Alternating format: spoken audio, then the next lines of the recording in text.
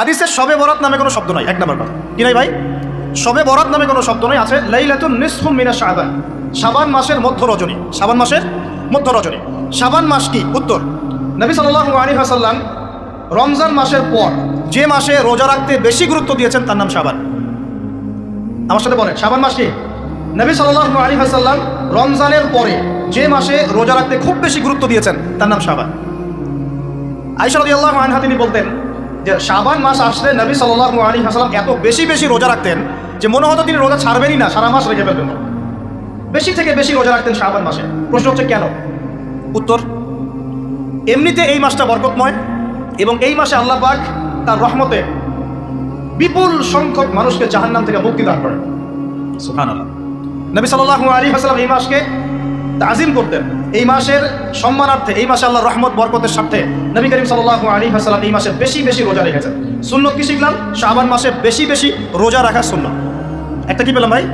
শাবান মাসে বেশি বেশি রোজা রাখা সুন্নত। আপনি যদি মুকিম হন, শরীর সুস্থ থাকে, মুসাফির না, আপনার সুস্থতা আছে, সব ঠিক আছে, আপনি চেষ্টা করবেন এই মাসে বেশি বেশি রোজা রাখার। পারা যাবে ইনশাআল্লাহ? এটা নবীর সুন্নত হবে। আরেকটা হাদিস মাথায় নিয়ে না, আজকে সারা ওয়াজ ভুলে গেলে এই মাসটা বলে না। কি হাদিস? নবীজি বলছেন, তোমাদের সামনে, হে আমার সাহাবীরা, তোমাদের সামনে এমন একটা যুগ আসছে, ওই যুগে আমার সুন্নতকে ধরে রাখাটা হাতের মধ্যে আগুন ধরে রাখার মতো। আমি অনেকদিন এই লেকচারে এই হাদিসটা বলেছি। তোমাদের সামনে এমন একটা কঠিন যুগ আসছে, জামানা সবরিন, সবরের যুগ, কঠিন যুগ। ওই যুগে ঈমান ধরে রাখা, না আমার সুন্নতের উপর থাকা, হাতে আগুন ধরে রাখার মতো হবে। ওই যুগে যদি তোমরা আমার একটা সুন্নতকে জীবিত করতে পারো, সমাজে একটা সুন্নত মরে গেছে, ওটাকে আবার জীবিত করতে পারো, তাহলে 50 জন শহীদ সাহাবীর নেকি পাবো। আচ্ছা, বুঝলেন? শুধু নেকি না, আপনি 50 জন শহীদ সাহাবীর নেকি পাবেন যখন চলমান সমাজে একটা সুন্নত মিটে গেছে, নাই, মানুষ আমল করছে না, কিন্তু আপনি সেটাকে জীবিত করলেন। পারা যাবে ইনশাআল্লাহ? একটা দেখাচ্ছি, যেমন সাহাবীদের যুগে মানুষ মসজিদে ঢুকলে কি করতো জানেন? আগে 2 রাকাত নামাজ পড়তো। কি করতো? মসজিদে ঢুকেই, ওযু অবস্থায় মসজিদে ঢুকেই তারা বসতেন না, আগে 2 রাকাত নামাজ পড়তেন, দুখুলুল মসজিদ বা তাহিয়াতুল মসজিদ, তারপরে বসতেন। আর নবীজি বলেছেন, কিয়ামতের আগে আগে এই দুখুলুল মসজিদ, তাহিয়াতুল মসজিদ, এই নামাজটা উঠে যাবে। উঠে যাচ্ছে না আস্তে আস্তে। মসজিদে ঢুকলে মানুষ ধাপ করে বসে পড়ে, তাই না? মানুষ ভুলেই গেছে এটা সুন্নত। এখন আপনি যদি এই সুন্নতটাকে আবার জীবিত করতে পারেন, ইনশাআল্লাহ 50 জন শহীদ সাহাবীর নেকি পাবেন। সমাজে এখন দাড়ি শেভ করা ফ্যাশন হয়ে গেছে, বুঝলেন? অনেকে শেভ না করলে চাকরি দেয় না। শেভ না করলে কি হয় না? চাকরি পাওয়া যায় না। স্কুলে তো না, কলেজে গিয়ে পড়তে গেলে ক্লাস করতে দেয় না। দাঁড়িয়ে আসে, যাও শেভ করে আসো, তাই বলে। এখন সমাজ চলছে উল্টা। এখন যদি আপনি নবীর সুন্নতকে আবার জীবিত করতে পারেন, 50 জন শহীদ সাহাবীর নেকি পাবেন। রাতে ঘুমানোর সময় একটা সুন্নত আছে, 33 বার সুবহানাল্লাহ, 33 বার আলহামদুলিল্লাহ, 34 বার কি আল্লাহু আকবার। বহু মানুষই পড়ে না। আপনি যদি পড়তে পারেন, ইনশাআল্লাহ আল্লাহ পাক আপনাকে রেখে দিবেন। সমাজে বহু মানুষ চুল একদম এখন মেসি রোনাল্ডো কাট, তাই না? মেসি কাট আর রোনাল্ডো কাট। আর আমি সিলেট অঞ্চলে দেখে আসছি এখন লন্ডন কাট, 2 পাশ ছিলে মাঝখানে চুল, লন্ডন থেকে শিখে আসছে। এখন চুলেরও কিন্তু সুন্নত আছে কি নাই? দাড়ির যেমন সুন্নত আছে, চুলের সুন্নত নাই। একদম সামন পিছন সমান করতে পারেন, অথবা যদি চুল নাই থাকে তাহলে চুল মাথা মুন্ডন করেও রাখতে পারেন। অনেক সাহাবীর মাথা মুন্ডিত ছিল। আবার অথবা কানের লতি পর্যন্ত বা কাঁধ বাবড়ি রাখতে পারেন। এটা চুলের সুন্নত হলো কিনা? এখন সমাজের সব মানুষ এই সুন্নতটাকে ভুলে গেছে। আপনি সুন্নত মনে করে রেখেছেন, ইনশাআল্লাহ আপনি নেকি পাবেন ইনশাআল্লাহ। এরকম অগণিত সুন্নত আছে, অগণিত, যেগুলো আমাদের সমাজ থেকে আস্তে আস্তে উঠে যাচ্ছে। আমি খুব দুঃখের সাথে বলছি, অনেক মসজিদে ফরজ নামাজ পড়ার পরে আমরা কি করি? একটা মোনাজাত করি, আল্লাহুম্মা আমিন বিরহমাতিকা ইয়া আরহামার রাহিম, ব্যাস উঠে চলে গেলাম, তাই না? উঠে চলে যায় না? তারপর স্যান্ডেল নিয়ে বাইরে চলে গেলাম। অথচ সালাম ফিরানোর পরে একবার বলতে হয় আল্লাহু আকবার, কি বলতে হয়? 3 বার বলতে হয় আস্তাগফিরুল্লাহ, আস্তাগফিরুল্লাহ, আস্তাগফিরুল্লাহ। বলতে হয় আল্লাহুম্মা আনতাস সালাম ওয়া মিনকাস সালাম তাবারাকতা ইয়া যাল জালালি ওয়াল ইকরাম। একবার পড়তে হয় আয়াতুল কুরসি, 33 বার সুবহানাল্লাহ, 33 বার আলহামদুলিল্লাহ, 33 বার আল্লাহু আকবার, তারপর কালিমা শাহাদাত। এরপর সূরা ফালাক একবার, সূরা নাস একবার, ইখলাস একবার। আরো তো অনেক দোয়া আছে, আল্লাহুম্মা লা মানিআ লিমা আ'তাইত ওয়া লা মু'তিয়া লিমা মানা'ত ওয়া লা ইয়ানফা'ু যাল জাদ্দি মিনকাল জাদ। পড়তে হয় আল্লাহুম্মা ইন্নী আউযু বিকা মিনাল হাম্মি ওয়াল হাযান ওয়াল আজজি ওয়াল কাসালি ওয়াল বুখলি ওয়াল জুবন ওয়া দালা'id দাইন ওয়া গালাবাতির রিজাল।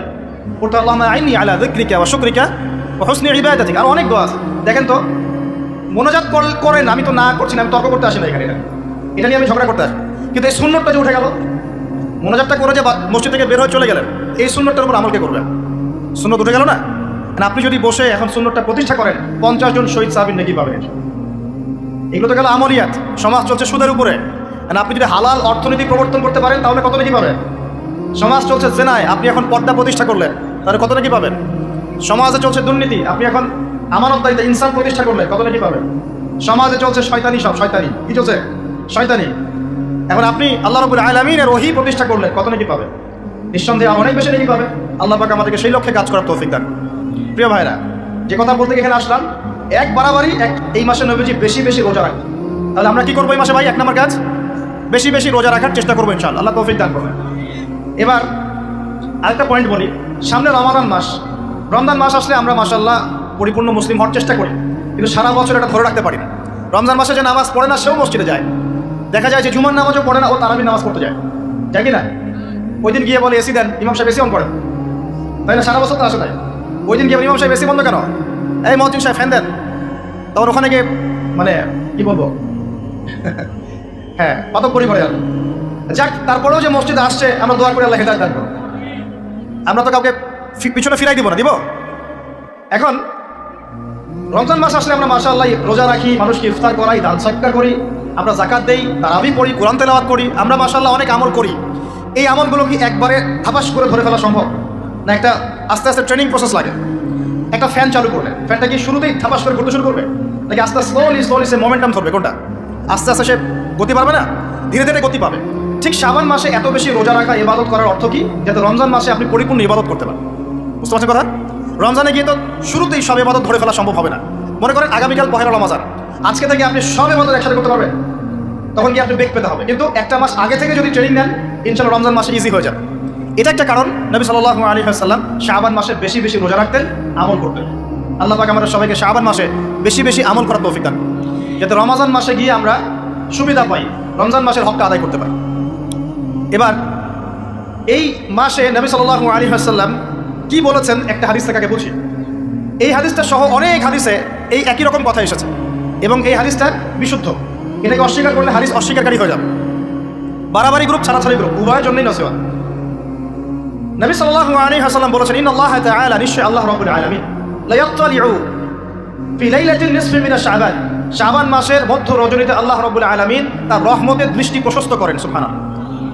আল্লাহ পাক সবে বরাত মানে আমরা যেটা বুঝি প্রচলিত অর্থে, লাইলাতুন নিসফি মিন শাবান, শাবান মাসের মধ্য রজনী, যে 15 শাবানের এই যে রজনী, এই রাতে আল্লাহ রাব্বুল আলামিন তার সৃষ্টির দিকে তার রহমতের দৃষ্টিটা প্রশস্ত করে দেখেন, প্রশস্ত করেন। এবং ওয়াগফিরু লিজামিই খালকিহি, আল্লাহ পাক তার সমস্ত সৃষ্টিকে মাফ করে দেন। আল্লাহ পাক কি করেন? তার সমস্ত সৃষ্টিকে কি করেন? মাফ করে দেন। কথাটা ভালো করে বোঝেন। আল্লাহ পাক তার সমস্ত সৃষ্টিকে মাফ করে দেন, ইল্লা, তাদেরকে ব্যতীত। এক, ইল্লা লি মুশরিকিন, এক নাম্বার যে ব্যক্তি মুশরিক, যে শিরক করে আল্লাহর সাথে, যে আল্লাহর সাথে শিরক করে। আর দুই, মুশাহিনিন, যে ব্যক্তি অন্তরে মানুষের সাথে বিদ্বেষ পোষণ করে, হিংসা বিদ্বেষ মনে আছে এরকম ব্যক্তি, এবং মনের মধ্যে শিরক আছে, শিরকি আকীদা, মুশরিক, এই দুই শ্রেণীর মানুষ ছাড়া আল্লাহ পাক সমস্ত মানুষকে মাফ করবেন। তাহলে এই রাতের ফজিলত প্রমাণ হলো কিনা? রাতের ফজিলতটা প্রমাণ হলো কিনা? আচ্ছা, এখন এর ব্যাকআপ আরো অনেকগুলো হাদিস আছে। ওই সবগুলো হাদিসকে একত্রিত করলে এমনই কনক্লুশন আসে। এছাড়াও আরো কিছু দুর্বল হাদিস আছে, এগুলো দুর্বল, সনদগতভাবে অন্যান্যভাবে দুর্বল। ওখানে আরো কিছু পয়েন্ট পাওয়া যায় যে আর কাকে কাকে আল্লাহ পাক মাফ করেন না। সবাইকে তো মাফ করেন, আর কাকে কাকে করেন না। এই হাদিসে দুটো পেয়েছি, এটা একদম অকাট্য। এটা হলো মুশরিক, আল্লাহ পাক মাফ করেন না। দুই, যে অন্তরে হিংসা বিদ্বেষ পোষণ করে, হিংসা বিদ্বেষ আছে, এদেরকে আল্লাহ মাফ করেন না। আরো কিছু দুর্বল বর্ণনা থেকে পাওয়া যায়, এটা দুর্বল বর্ণনা, কিন্তু জেনে রাখতে তো সমস্যা নাই। সমস্যা আছে? আর পাপ তো পাপি, দুর্বল হাদিসে আসুক আর কঠিন হাদিসে আসুক, পাপ তো পাপি নাকি? পাপ ছাড়তে কোনো সমস্যা আছে? তো তৃতীয় এক শ্রেণীর নাম পাওয়া যায়, যারা হচ্ছে আত্মহননকারী, নিজেরা নিজেদেরকে আত্মহত্যা করেছে, এদেরকে আল্লাহ মাফ করেন। আত্মহনন বোঝেন কিনা? আত্মহত্যা যারা করে, আত্মহনন, এটা একটা শ্রেণী পাওয়া যায়। 4 নম্বর একটা পাওয়া যায় আত্মীয়তার সম্পর্ক ছিন্নকারী, আত্মীয়তার সম্পর্ক ছিন্নকারী। 5 নম্বর একটা পাওয়া যায়, সেটা হলো মাদক দ্রব্য সেবনকারী। মাদক দ্রব্য সেবনকারী, যুবকরা খুব ভালো করে শোনে, মাদক দ্রব্য সেবনকারী আল্লাহ সবাইকে মাফ করেন, মাফ করছেন না। আরেকটা পাওয়া যায়, সেটা হলো যারা জেনার পাপে লিপ্ত আছে, বিশেষভাবে ভাই জেনার পাপ। এরকম আর কিছু ব্যাকআপ পাওয়া যায়, কিন্তু এগুলোর বর্ণনা দুর্বল। বর্ণনা কি? দুর্বল, কিন্তু পাপ তো পাপি নাকি? এই পাপগুলো তো পাপ, এই পাপগুলো করলে কি আল্লাহ খুশি হন? অকাট্য সহি থেকে পাওয়া যায় এই দুইটা, মুশরিক এবং মুশাহিদ, যারা শিরিক করে, অন্তরে বিদ্বেষ পোষণ করে, আল্লাহ পাক এদেরকে মাফ করে। এখন আগে জানি শিরিক থেকে কিভাবে বাঁচবো, শিরিক কি এবং কেন, তারপরে জানবো হিংসা বিদ্বেষ, তারপরে আমরা যাবো এই রাত্রে আমরা কি করতে পারি। মনে রাখবেন, আমল করতে হবে 3টা বিষয় খেয়াল রেখে। কয়টা বিষয় ভাই? আমল করতে হবে 3টা বিষয় খেয়াল রেখে। এক, আমল করতে হবে একমাত্র আল্লাহ পাকের সন্তুষ্টির জন্য।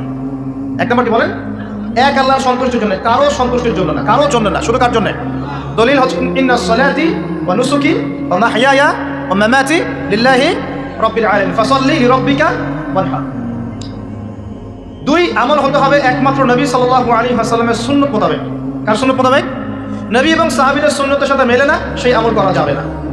নবী এবং সাহাবীদের সুন্নতের সাথে মেলে না, সেই আমল করা যাবে না। তিন নাম, আমলটা যত সুন্দরী মনে হোক, আমলটা যত সুন্দরী মনে হোক আর যত মানুষই করুক, যত মজাদার মনে হোক না কেন, নবী করেন নাই, সাহাবীদের থেকে প্রমাণ নাই, আমল করবো না। করলে বেদাত হয়ে যাবে। কি হবে? বেদাত হয়ে যাবে। আর তিন নাম্বার হচ্ছে আমলগুলো করার আগে অবশ্যই আপনার রিজিকটাকে হালাল করতে হবে। কি করতে ভাই? ব্যাস এই তিনটা শর্ত পূরণ করে আমল করলে ইনশাআল্লাহ তাআলা আমরা জান্নাতে যাবো। ইনশাআল্লাহ আমরা আশাবাদী আল্লাহ পাক আমাদেরকে জান্নাত দিবেন ইনশাআল্লাহ। আল্লাহ পাক এক রাতে রহম করে সমস্ত মাখলুক সৃষ্টিকে মাফ করে দিচ্ছেন, শুধু শিরক এবং হিংসা বিদ্বেষ পোষণকারীকে মাফ করছেন না। বুঝতে হবে এই পাপ দুটো কত কঠিন। এবার আসেন প্রথমে একটু শিরক নিয়ে কথা বলি, তারপরে মুশাহিন নিয়ে কথা বলি। ধৈর্য ধরবেন তো নাকি? দেরি হচ্ছে? সবর করেন। এখন প্রথমে জানি শিরক কি এবং কেন। শিরক হচ্ছে এমন একটা পাপ, যেই পাপ আমল নামায় থাকলে পরে বিনা তওবায় যদি সেই ব্যক্তি মারা যায়, আল্লাহ পাক তাকে মাফ করবেন না। ভালো করে শোনেন, শিরক এমন একটা পাপ, যে পাপ যদি আমল নামায় থেকে যায়, বিনা তওবায় সে মারা যায়, শিরকের পাপ নিয়ে আল্লাহর সামনে দাঁড়ায়, আল্লাহ তাকে মাফ করবেন। দলিল সূরা নিসা, আল্লাহ পাক বলছেন ইন্নাল্লাহা লা ইয়াগফিরু আন ইউশরাকা বিহি ওয়া ইয়াগফিরু মা দুনা যালিকা লিমান ইয়াশা। আল্লাহ পাক তার সাথে শিরকের গুনাহ মাফ করবেন না, এছাড়া যে কোনো গুনাহ যাকে ইচ্ছা মাফ করবেন। বুঝাচ্ছি, মনে করেন একজন ব্যক্তি জিনা করেছে, কথা নাউযুবিল্লাহ, একজন ব্যক্তি জিনা করেছে বা মিথ্যা কথা বলেছে বা ধরেন মদ খেয়েছে ইত্যাদি। এখন সে তওবা করলে তো মাফ পেতই, তওবা করলে মাফ হতো না? তওবা করলে মাফ তো পেতই। মনে করেন তওবা না করেই মারা গেছে, আল্লাহ পাক চাইলে কিয়ামতের মাঠে এই পাপ বিনা তওবাতেই মাফ করতে পারবে। বুঝতে পারছেন না মনে হয়? মনে করেন একজন ব্যক্তি মদ খেয়েছে, জিনা করেছে ইত্যাদি, সে তওবা করার ফুরসত পায় নাই, বিনা তওবায় মারা গেছে।